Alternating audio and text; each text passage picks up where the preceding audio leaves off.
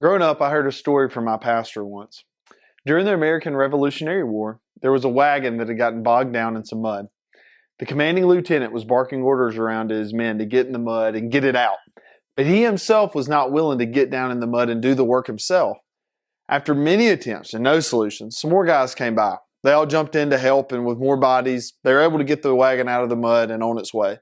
It wasn't until later that it was found out that one of the men who jumped in to help was George Washington, the commander-in-chief. Can you imagine the embarrassment of the lieutenant? He was not willing to get dirty, but the highest ranking officer in the entire military was.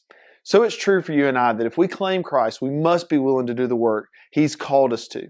In Matthew 25, Jesus mentions that there are goats and there are sheep. What was the telltale difference between the two? Jesus said the sheep clothed him when he was naked, fed him when he was hungry, and visited him when he was in prison.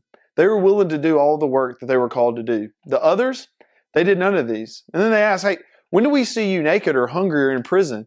But Jesus says, hey, whatever you've done for the least of these, those who can't give back, you've done for me. We cannot claim to know Jesus if we're unwilling to follow Him. Just like George Washington got down in the mud, Jesus came and put on flesh and got in the mud of humanity to save us.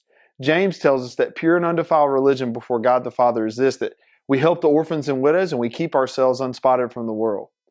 So my question to you is, are you willing to do the work Jesus has called you to? Remember, change begins in you. The Change Begins in You is brought to you in part by Piggly Wiggly of Collinsville, Patrick Allen Companies, Mitchell Tire and Wrecker in Collinsville, and Mowdy Cabinetry.